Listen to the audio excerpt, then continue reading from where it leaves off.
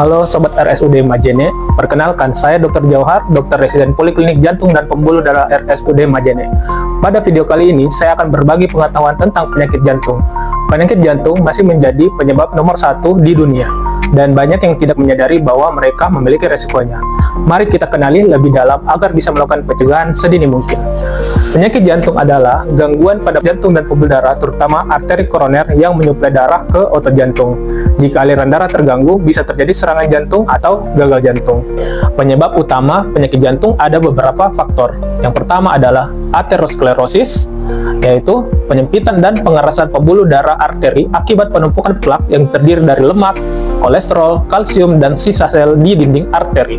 Yang kedua adalah hipertensi, yaitu tekanan darah tinggi yang biasa disebut dengan silent killer, yang secara perlahan merusak pembuluh darah dan jantung. Bila tidak terkontrol, bisa berujung pada serangan jantung, gagal jantung, bahkan penyakit stroke.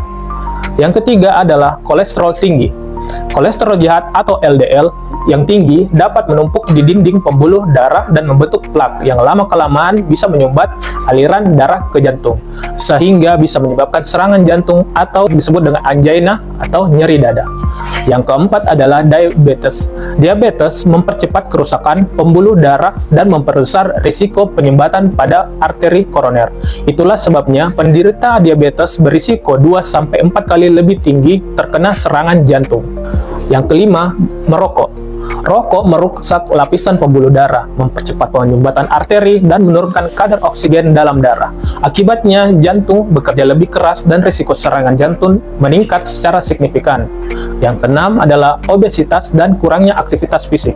Obesitas membuat jantung bekerja lebih keras, meningkatkan tekanan darah, meningkatkan kolesterol dan gula darah. Jika disertai kurang gerak, risiko serangan jantung semakin meningkat dan bisa menyebabkan gagal jantung ke depannya. Yang ketujuh adalah stres kronis dan gangguan emosi. Stres meningkatkan hormon adrenalin dan hormon kortisol yang membuat tekanan darah semakin meningkat sehingga bisa mengganggu ritme dan irama jantung. Yang kedelapan adalah faktor genetik dan keturunan. Jika orang tua punya riwayat jantung, maka risiko anak akan meningkat. Jika ada riwayat penyakit jantung di keluarga, seperti serangan jantung, hipertensi, atau gangguan kolesterol, maka risikonya bisa diturunkan secara genetik. Artinya, meskipun orang terlihat sehat, bisa memiliki risiko lebih tinggi terkena penyakit jantung. Gen tidak bisa diubah, tapi gaya hidup bisa diubah. Cara mencegah penyakit jantung. Yang pertama, pola makan sehat jantung, yaitu kurangi makanan tinggi lemak jenuh, garam, dan gula. Perbanyak makan sayur, buah, dan ikan, dan biji-bijian. Hindari gorengan, makanan cepat saji, dan daging olahan. Yang kedua adalah aktif bergerak dan olahraga teratur. Lakukan aktivitas fisik sesuai usia, minimal 30 menit per hari. Yang ketiga, berhenti merokok. Merokok adalah musuh utama jantung. Setiap batang rokok merusak pembuluh darah.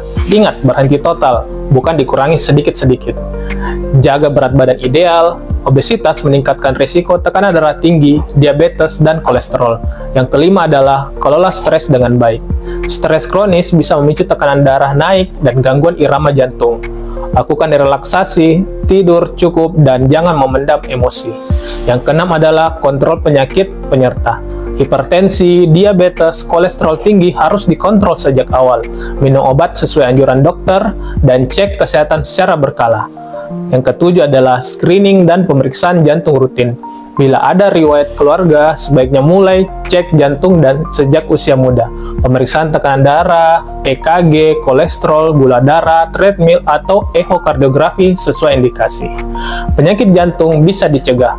Gaya hidup sehat yang konsisten adalah kunci utama. Jangan tunggu gejala muncul, baru kita peduli, tapi mulai dari sekarang.